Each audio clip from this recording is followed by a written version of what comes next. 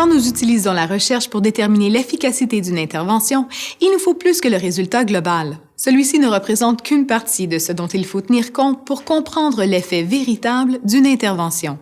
C'est comme dire que le rendement moyen d'un placement est de 5 %. Cependant, le contexte global pourrait révéler que sur une période donnée, le rendement réel va de 0,05 % à 7 %. Si un courtier en placement devait annoncer que vous pouvez vous attendre à un rendement de 5 %, vous seriez susceptible d'investir. Mais s'il vous disait que le rendement pourrait être de seulement 0,05 % ou aller jusqu'à 7 %, vous pourriez décider que la limite inférieure est trop basse pour justifier un investissement. Les mêmes notions s'appliquent aux données probantes issues de la recherche. Chaque étude devrait indiquer un effet global ainsi que l'échelle sur laquelle se situe l'effet réel. Pour prendre des décisions éclairées en santé publique, nous devons tenir compte de l'effet global d'une intervention et de l'échelle d'effet. Un intervalle de confiance nous révèle quelle est cette échelle.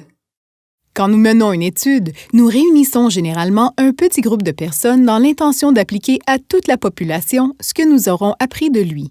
Cependant, si nous menions la même étude 100 fois auprès de nouveaux groupes, nous obtiendrions des résultats légèrement différents chaque fois. Mais lequel serait celui qu'il conviendrait d'appliquer à toute la population?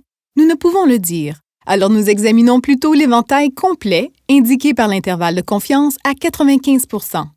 Il nous montre que 95 fois sur 100, l'effet de l'intervention se situera quelque part sur l'échelle. L'intervalle de confiance à 95 % nous indique une forte certitude quant à l'efficacité qu'une intervention aurait dans le monde réel. Examinons une étude hypothétique sur l'effet d'une campagne dans les médias sociaux sur la prévention de la cyberintimidation dans les écoles. Selon les résultats d'une étude, les écoles qui adoptent la campagne dans les médias sociaux font état d'un risque relatif de 0,6, soit une baisse de la cyberintimidation de 40 %. À première vue, l'effet semble très important, ce qui permet d'appuyer le déclenchement de campagnes dans les médias sociaux. Cependant, l'intervalle de confiance à 95 % illustre qu'en réalité, le risque relatif va de 0,9 à 0,3. Autrement dit, la cyberintimidation diminue de 10 % à 70 %. Si cette intervention était lancée, nous devrions accepter le fait que la baisse pourrait être de seulement 10 % ou aller jusqu'à 70 %. Votre décision serait-elle différente si l'effet se situait à une extrémité ou l'autre de l'intervalle de confiance? Dans notre exemple, les deux extrémités de l'intervalle de confiance à 95 % révèlent une baisse de la cyberintimidation. Autrement dit, la conclusion est statistiquement significative. Nous savons aussi que la baisse maximale est très importante. Autrement dit, la campagne dans les médias sociaux pourrait avoir un effet très marqué. Toutefois, à l'extrémité inférieure de l'intervalle de confiance, l'effet est bien moins grand et vous devrez décider si une baisse de 10 % de la cyberintimidation justifie l'intervention. Nous vous recommandons de consulter la vidéo sur l'importance clinique pour plus de renseignements sur l'interprétation des extrémités de l'intervalle de confiance. Si vous découvrez un intervalle de confiance qui traverse la limite d'absence de différence, cela signifie que votre résultat pourrait aller dans un sens ou dans l'autre. Voilà un avertissement à prendre en compte quand il s'agit de prendre des décisions. Examinons notre vidéo sur les graphiques en forêt pour en savoir plus sur cette notion et prenons un exemple qui montre ce qui se passe.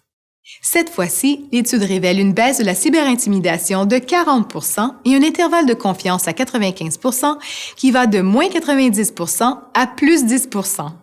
Ceci veut dire que l'effet réel de l'intervention pourrait se situer entre une baisse de 90 % et une augmentation de 10 % de la cyberintimidation. Dans ce scénario, 0 % représenterait ce qui s'appelle la limite d'absence de différence. Celle-ci constitue le point où l'intervention n'a eu aucun effet. Dans notre cas, étant donné que moins 90 % et plus 10 % se situent d'un côté ou de l'autre de cette limite, nous savons que les personnes soumises à l'intervention ne s'en tirent pas mieux sur le plan de la cyberintimidation. Alors, même si l'effet global représentait une baisse de 40 % de la cyberintimidation, comme l'intervalle de confiance à 95 % traverse la limite d'absence de différence, nous concluons que l'intervention est inefficace, puisque l'intervalle de confiance à 95 % traverse la limite d'absence de différence. Ceci nous indique également que la conclusion n'est pas statistiquement significative. Certains d'entre vous pourront examiner les valeurs P pour décider quels sont les travaux de recherche qui méritent d'être pris en compte. Une valeur P inférieure à 0,05 signifiant qu'elle est statistiquement significative. Les intervalles de confiance remplacent la nécessité de chercher des valeurs P et constituent une partie essentielle de la capacité d'interpréter des travaux de recherche.